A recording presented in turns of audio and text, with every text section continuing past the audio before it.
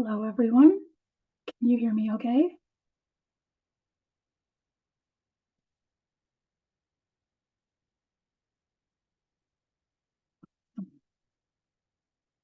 It's 12:30 now, so we'll wait just a minute or two to see if anybody else is coming in.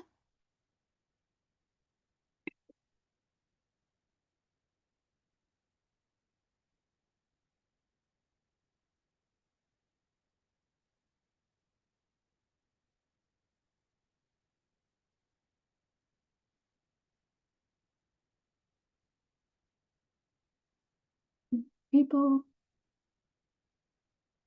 Okay, one more minute. Welcome, everyone.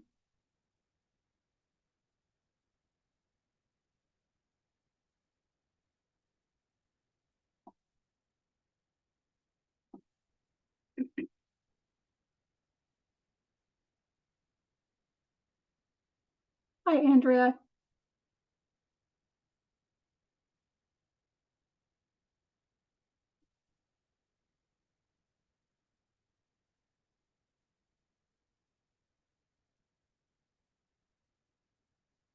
All right, I think we can get started. So, welcome, everybody. So glad you're able to make it today. My name is Heather Dussault. I'm the Field Operations Manager at MaxSold, and I'm going to be leading the session today. So first off, thank you. I know your schedules are busy and I truly appreciate you taking time to join us. Some of you may be brand new to working with MaxSold, or you may already have an auction started, and your time and partnership means a lot to us. So what today is all about, today's webinar is designed to set you up for success. We're going to walk through key parts of the auction process. So that's setup, some cataloging tips and tricks, pickup logistics, so that you can feel confident, prepared, and efficient every step of the way. We also highly encourage you to take advantage of the LMS platform called Teachable, which has more in-depth guidance and information on these topics and several others as well. So why does all this matter? It matters because each step we cover plays a direct role in the success of an auction and in the experience of both sellers and buyers. Your role as a partner is obviously essential, and today's session will help you maximize your results and hopefully minimize any challenges along the way. I'll be walking you through the content in short sections, and we'll keep it practical.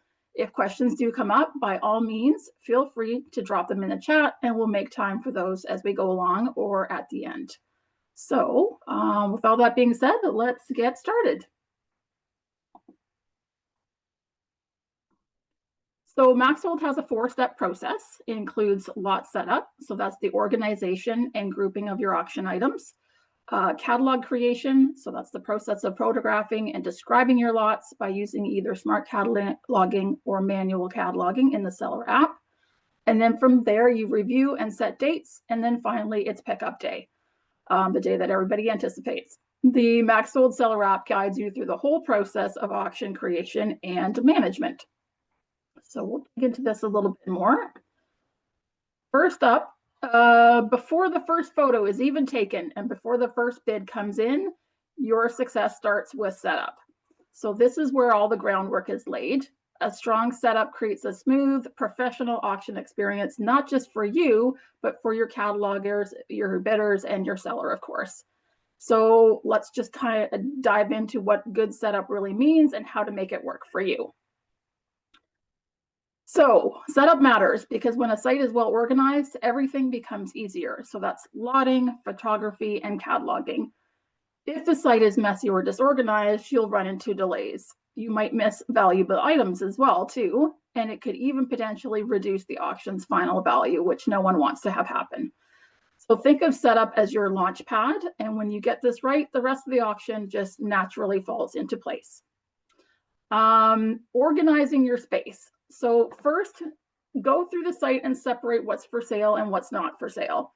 Remove any garbage if you can and get rid of anything that doesn't belong. This could be your client's personal items, documents, etc. For guidance, you can reference our items policy. There's a full list of what can and can't be sold that's located on our support page, and it's also within our resources in Teachable. Once that's done, make sure every item is unwrapped, visible, and easy to reach. So as best as possible, nothing should be buried in boxes. There are opportunities where if you have, for example, have a lot of, say, children's toys, small toys, or Tupperware, or a bunch of baking pans, those could potentially be left in boxes since they're not particularly high value. But for the most part, you want everything to be unwrapped, visible, and easy to reach as you go ahead and do your cataloging with either yourself or if you have a team of people who are doing it for you. Tackling some tough spots first is always a best practice and a time-saving tip. So we would recommend, and I'm sure most of you know this already from your experience, that starting with the hardest areas first is actually very impactful. So this could mean garages, basements, sheds, anywhere that might be cluttered or dusty or hard to access. Sometimes we tend to push those to the end, and when you start to lose steam, that's not always the best practice. So getting these areas done early while your energy is high is super important. Save the easier spots, things like closets, collectibles, smaller areas for later on, and this will help you stay on schedule and avoid any fatigue for yourself and the team. Digging into what a lot is. So a lot is just a group of similar or related items.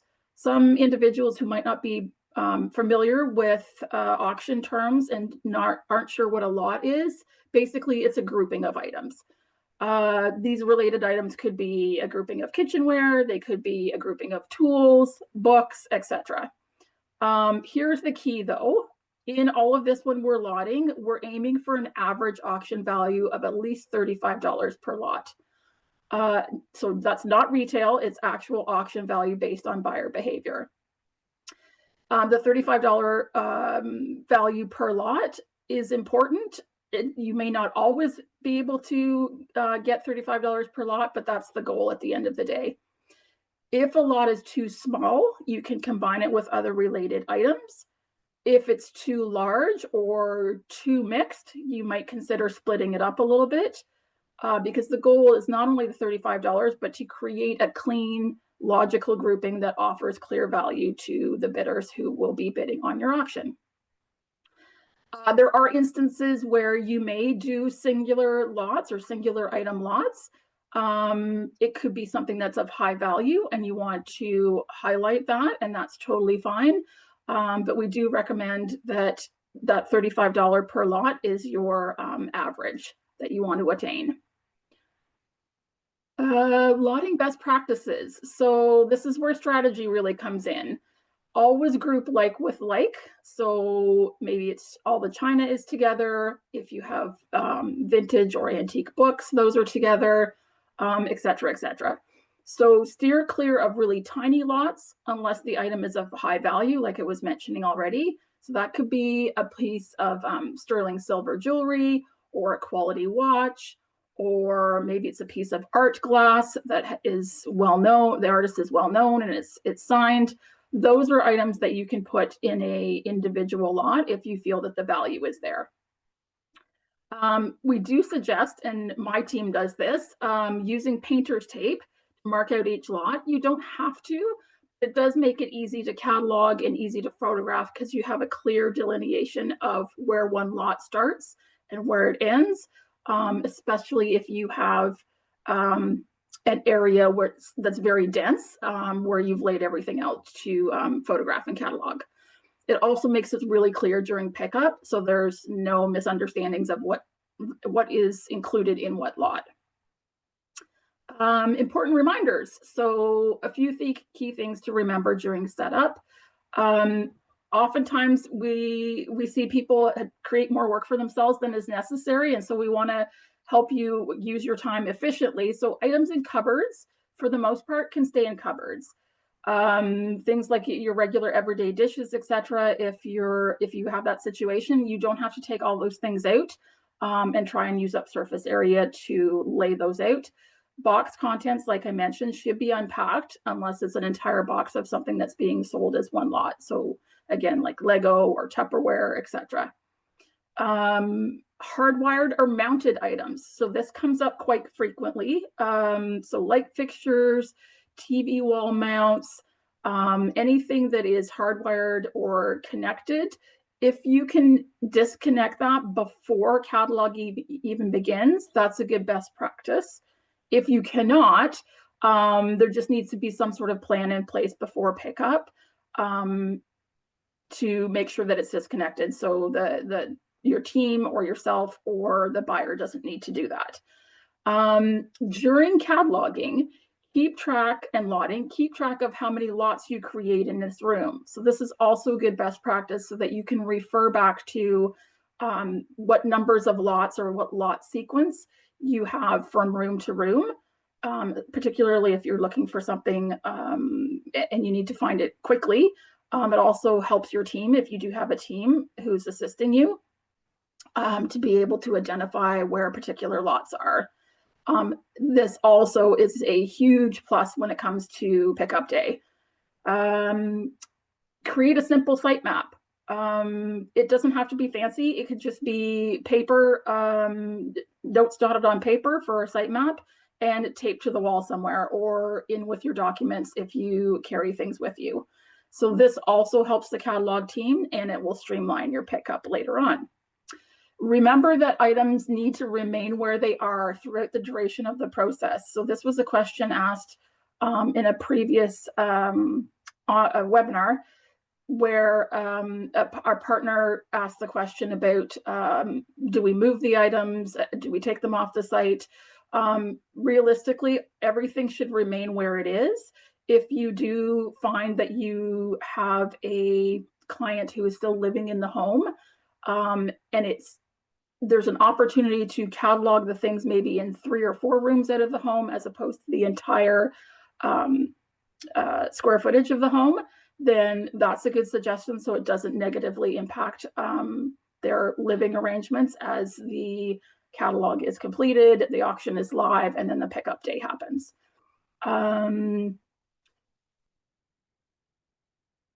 If you want to boost the auction's performance, focusing on valuable items is key. So lot things like jewelry, sterling, and tools separately when it's appropriate. If you say have a huge pile of tools in a client's garage, maybe break it down by category or purpose. So it could be all woodworking tools together, all plumbing tools together, that sort of thing. Pardon me. You will tend to get better results that way than just having a whole smorgasbord of different kinds of tools. If it's available, flat surfaces like tables first, or the floor to stage items is great. If you do have the means to be able to have some folding tables, we have other partners who also make use of Rubbermaid plastic shelving with multiple shelves for smaller items that gives the advantage of some height. That's also beneficial so that you can lay things out and be able to easily navigate around it and catalog and photograph appropriately. So wrap up this one, closing out, great auctions start with great setup. When you organize smartly, you lot with purpose, and you tackle the tricky areas first, which we know can be kind of daunting. You're not just saving time, you're setting the stage for a higher value, smoother auction from start to finish. So prep is your power tool. We can't stress that enough.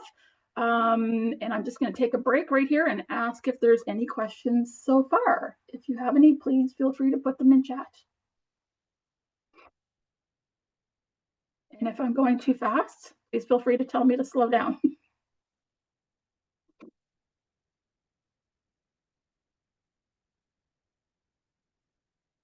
Questions? Good. All right, we will move on. So next up is all about volume, variety, and value. So simple but powerful formula to maximize the success of every auction that you manage. So we call this the 3 V's: volume, variety, and value. These are the pillars of a strong auction strategy. And when you apply them together, you can help increase your traffic, attract more bidders, and drive higher final sale prices. So I'm just going to take a moment and break them down a little bit. First one being volume. So more lots tend to have more bidding.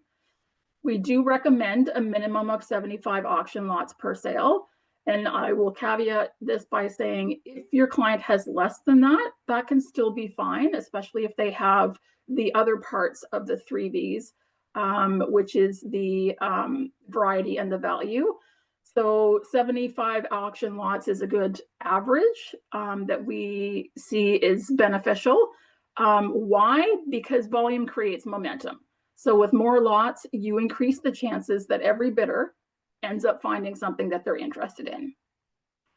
Think of it like this. If an auction only, say, had 30 items, a buyer might click through and leave in a few seconds. If there are 75 or 100 or maybe more than that, more likely to stick around and scroll through and start bidding. So when you're working with your sellers, counsel them to include as much as possible. Obviously, it's an emotional time, and so there are a lot of things and factors to take into account. But the more that they can include, the better it is. And to not discard items that might seem small or secondary. That's the thing that we see also the most, where sometimes things are cleared out that actually could have gone in the auction and generated GMV for them. So if it's grouped smartly, it can still create great value. So you don't want to miss out on those items. Second V is all about variety.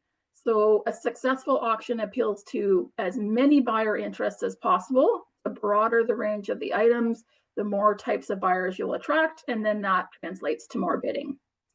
So again, we would encourage you to have your clients include a wide mix of categories, things like furniture, tools, rugs, kitchenware, art, jewelry, collectibles, outdoor items if it's seasonally appropriate, so grills, gardening gear, patio furniture, etc. So it's not just about having a full catalog, it's about having something that catches the eye of every kind of bidder who's on the site. And then the third one is value. So what we know is eyes are drawn to high value items. So high value can bring in some serious attention to your auction. These are the pieces that people might be searching for. Maybe they collect them. So they will search, watch, and compete over these items. And that helps drive up the bidding. Encourage your sellers to include standout items also when possible. So it could be maybe some higher end collectibles, fine jewelry, sterling silver flatware, high-end tools. It could also refer to things like I just mentioned about outdoor and seasonal items, so lawnmowers or snow blowers. Maybe it's outdoor equipment, camping equipment, canoes, tents, etc. And we get it all the way down to even including vehicles. So if your client has a vehicle that they want to sell, that's a great opportunity to also drive traffic to that auction and drive up bidding as well. So because these items often bring increased site traffic, it just means more eyes on every single lot, whether it's big or small. And in other words, so one high value piece can lift the entire auction. So wrapping up this particular section, the takeaways are volume, variety, and value. Try to maintain at least 75 lots if possible, include a wide range of categories, pardon me, and feature a few high value items to help drive interest. And so when you help your clients hit all three of those, you're setting them up for success and including yourself and creating the kind of auction experience buyers keep coming back for. And I'm going to take a moment here to see if there's any questions in chat again or any observations. Don't be shy.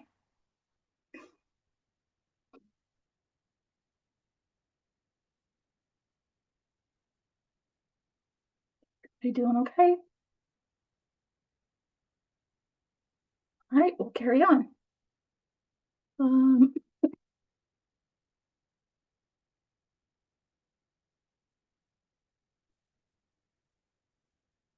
So the next section is all about max sold cataloging. how to get noticed, and how to get bids. So this has a big impact on buyer engagement and auction success, and that is your lot titles and descriptions.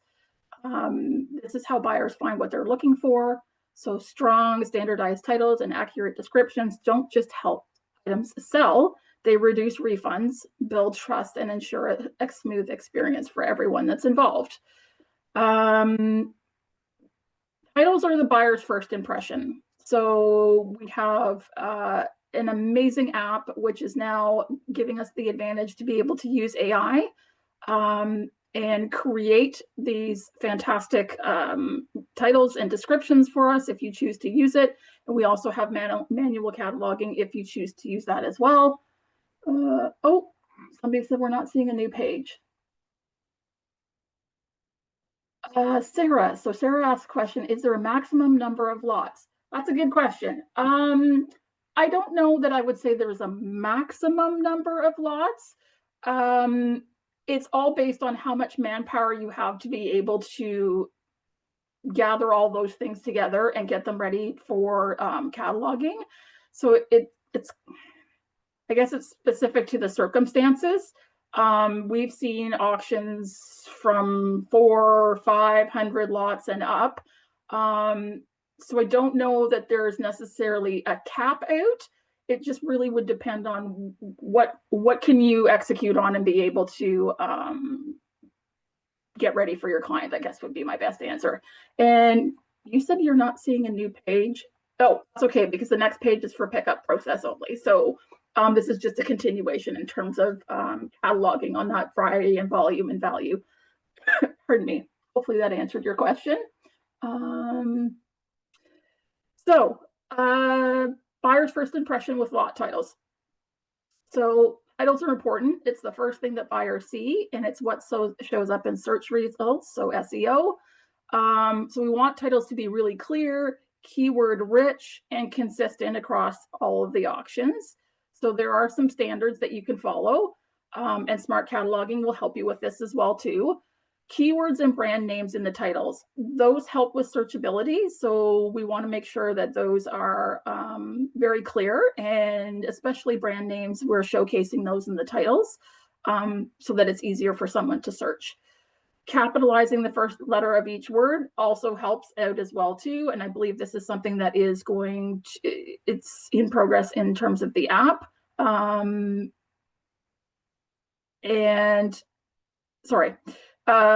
It's in process in terms of the app right now. So highlighting the most valuable or eye-catching item or two in your title. If you have a large grouping, and putting "and more" afterward in the lot title includes those additional items. So you don't have too long of a title, but you've identified what the most valuable or eye-catching items are, and then said "and more," so that the buyer knows that there's more contained in that lot. The biggest thing to remember with that is if you're adding "and more," the overall first picture in your lot should be the entirety of what's included in the lot. So it's very clear to the buyer, okay, I see this, this, and this, but there's also all these other things as well too. So they know exactly what they're bidding on and how much they need to take away if they win. Avoid vague terms if you can, or generic things like miscellaneous or decor or knickknacks, because again, with search engine optimization, those aren't things that people are going to enter in terms of a search. So it's not giving the benefit that it could if we had brand names and keywords in those titles. Terms like antique, vintage, collectible, etc., or special woods, try not to use those if you're not 100% sure. That could open the door to situations where somebody proclaims, no, that's not antique, or no, that's not vintage. So you want to make sure that you're 100% clear if something is antique, vintage, collectible, or you're designating it as a specific wood like teak or oak, etc. Within your descriptions, there is a pickup category. So that pickup category, there are several of them. So category A is considered to be a lot that is maybe outside or small enough to be carried by one person. Lot B is considered to be over 20 pounds or may need some packing. So you want to be able to give your buyer extra time to collect that. C lots are very heavy, again, could need packing or additional time for disassembly or removal, especially things like large furniture. And then D, E, and F are used for large auctions, usually exceeding over 100 lots or more. And the last one is Z. So the buyer needs to contact a seller to make arrangements to remove that lot. Usually it's something like a stair lift or something quite large that you wouldn't be able to facilitate necessarily within the pickup time frame on pickup day. And I see a question. Andrea, do we have to take a picture of every item in the lot? It is recommended that, so this is where it goes back to not creating a lot that's too large. If you have, so say it's an example of 15 to 20 items and there are small collectibles, you don't have to pick up each and every single collectible item and take a photo of it. You could take a photo of a group of 3 and then another group of 3 and then another group of 3. The biggest thing you want to do as you're setting up your auction and your lots is to double check the things that you're putting out. So is there any damage? Because those are important things that you would want to identify. And you may need to individually take a picture of that item that, say, maybe has a chip on the ear, or there's a part that's broken or missing, because then you've let the buyer know, okay, this item within this lot has some damage to it, and then also let them know in the description as well too. Does that answer your question? That was a long way of saying.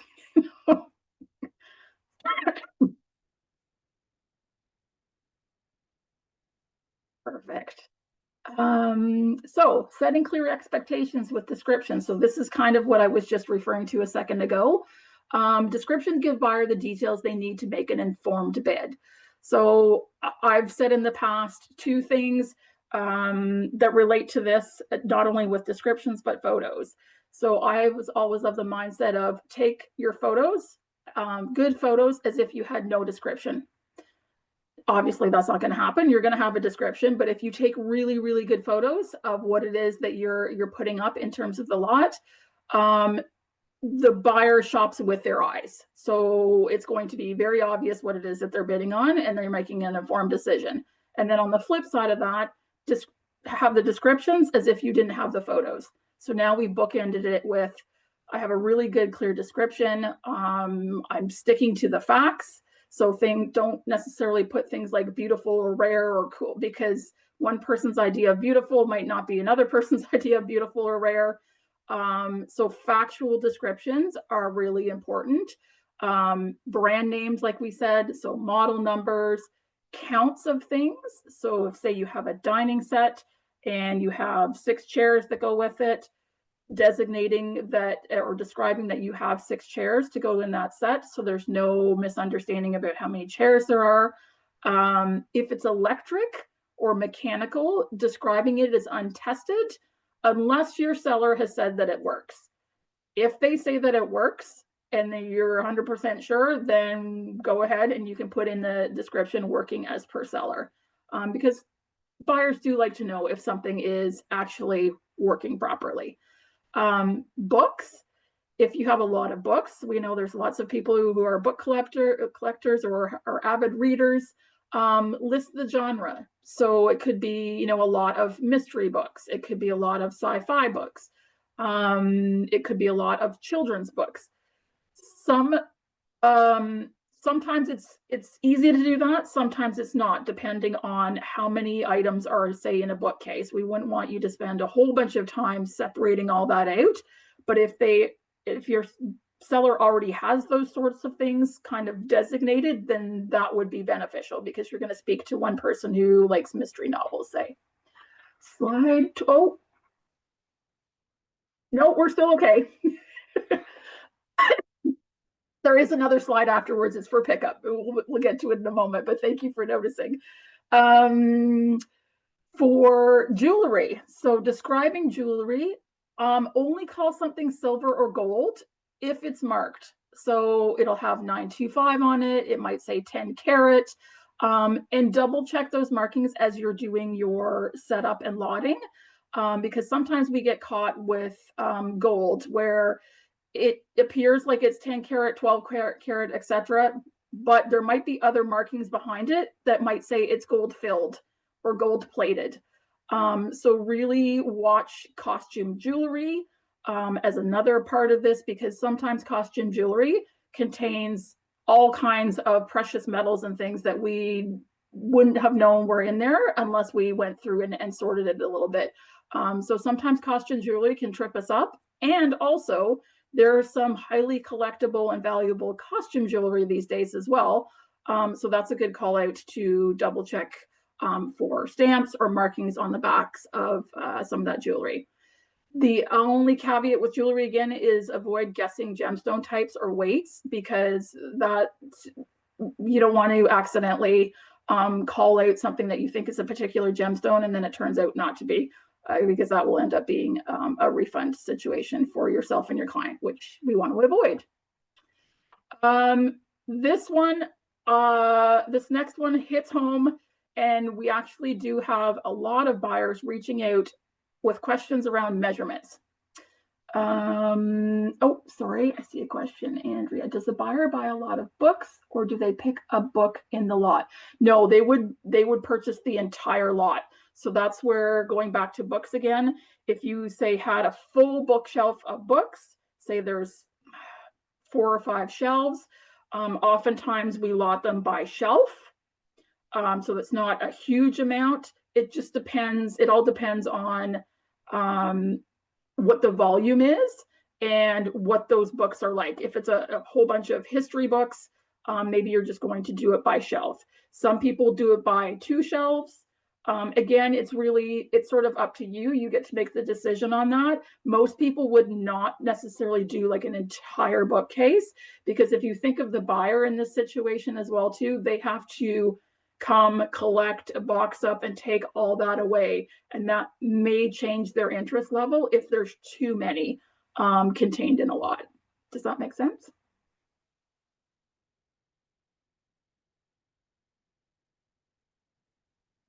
Perfect. Good question. Thank you. So measurements.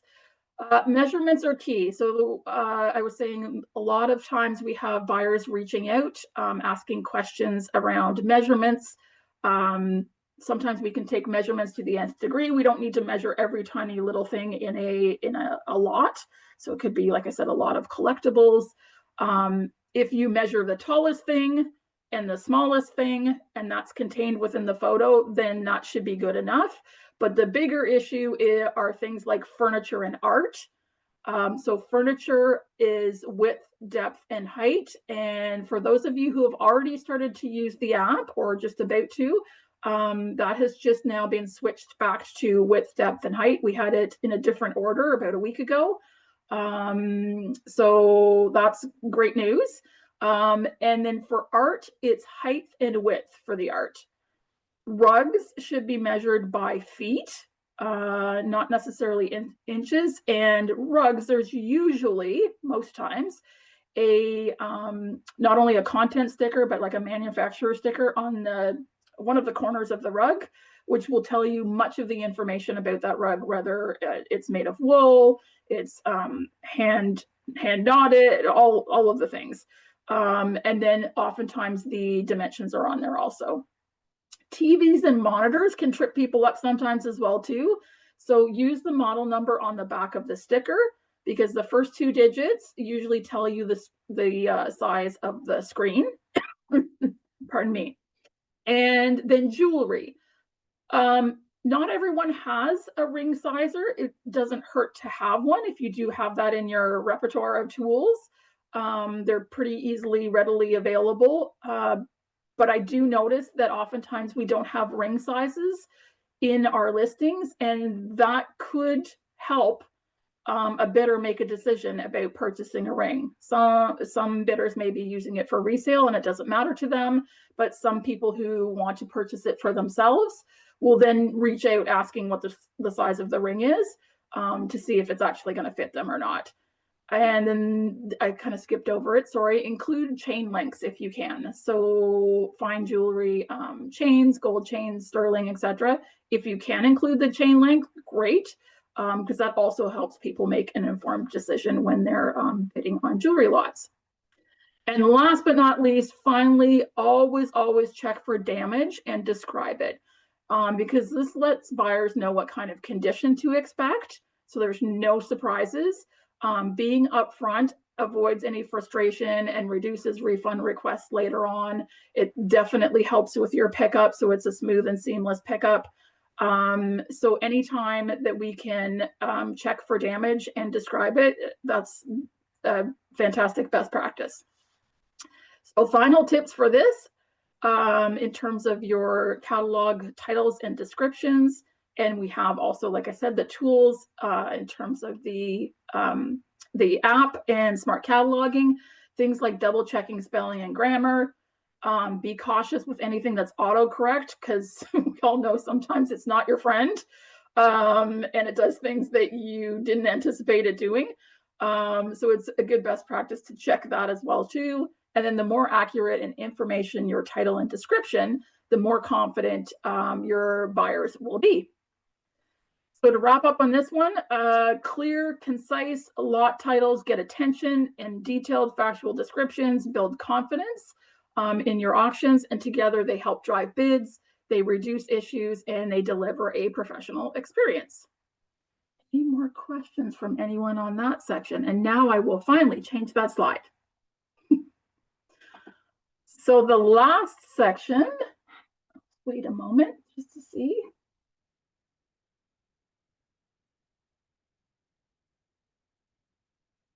Okay, we'll carry on. The last section is pickup. So this is one of the most critical and sometimes overlooked parts of a successful auction. Pickup day is where everything comes together.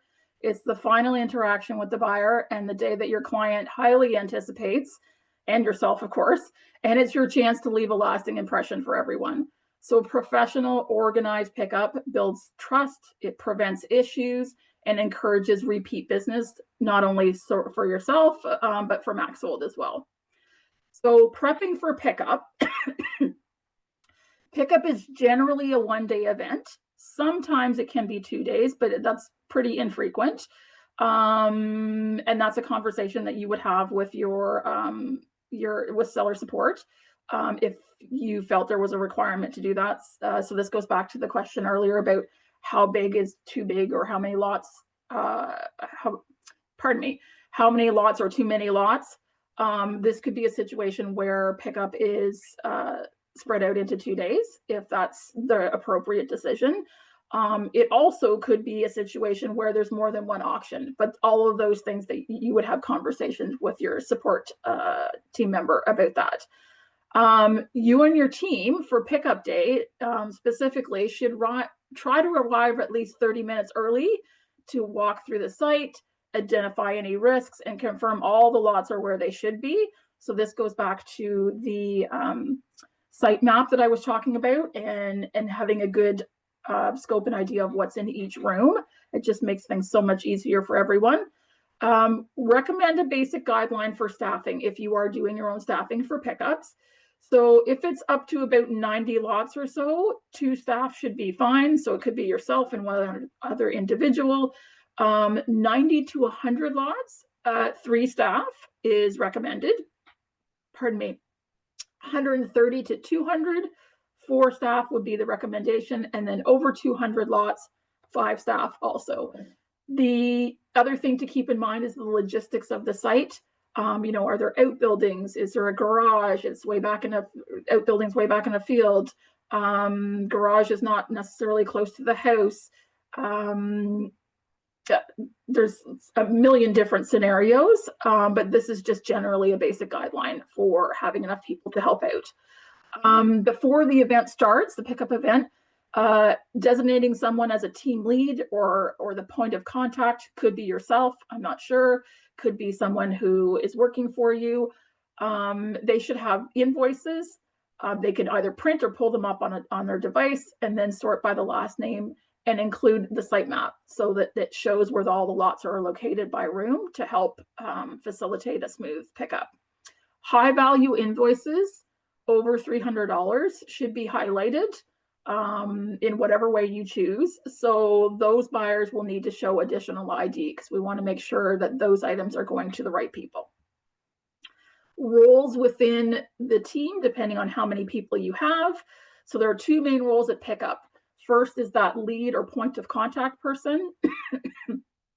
They greet customers, assign staff, or what we call it in our full service auction, runners, and manage any issues on site like broken or missing items.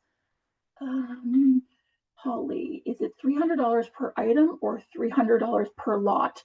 It is, that's a good question. Let me think about this for a moment.